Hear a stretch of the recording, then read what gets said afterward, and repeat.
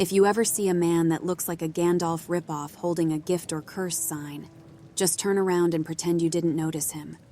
As random as this advice sounds, it will save your life if you choose to follow it. I wasn't so lucky. No one was there to tell me to just avoid the odd 80-year-old wizard. Instead, I chose the wrong option and gave in to my curiosity.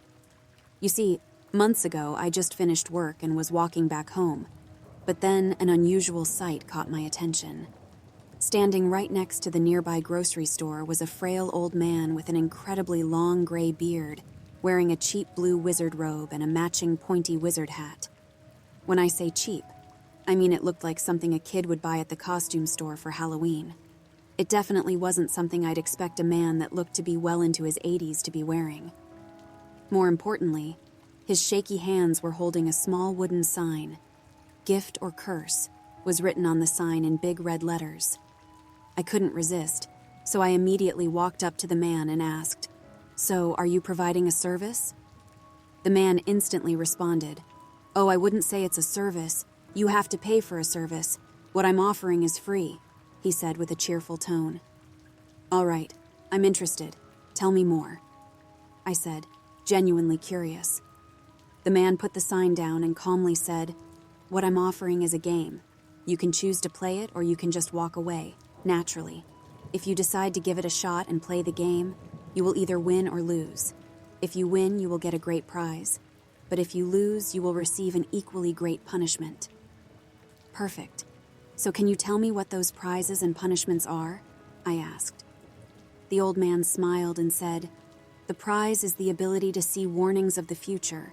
The punishment, however, is the ability to see creatures that exist far beyond the mortal plane."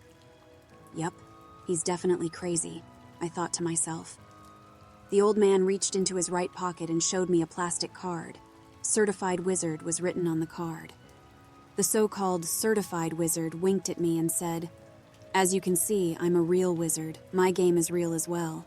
Best part about the game is the fact that it's completely luck-based. Just shake my hand and I'll know if you won or lost. Think of me as a human slot machine." I was stunned by his confidence. He was telling me insane things, yet he seemed to be so clear-headed and coherent. The strange man offered me a handshake. Curiosity got the better of me, so I accepted it. His grip was surprisingly strong, but he almost immediately let go of my hand. Calmly, he said, "It's done. Now you can figure out if you're a winner or a loser." Before I could even think of an acceptable response, he quickly grabbed the sign from the ground and walked away. As soon as I blinked, he was gone. I didn't know what to think. Was I just too tired after a long day? So I hallucinated a wizard out of sheer exhaustion? I wish that was the case.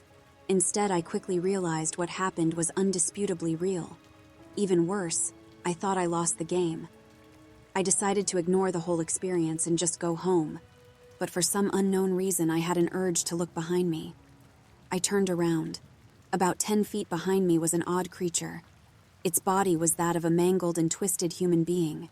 Its face was horribly disfigured and covered in dozens of bloody wounds. It was missing one of its eyes while the other one was bulging and bloodshot.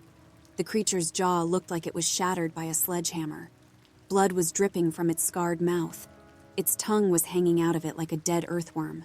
The creature just stood there, frozen in place, staring at me with its barely functional eye. I almost vomited as soon as I saw it, so I quickly averted my gaze, based on the reactions of the people around me. I was the only person capable of seeing the creature. Days passed after this incident. The creature would appear randomly when I least expect it.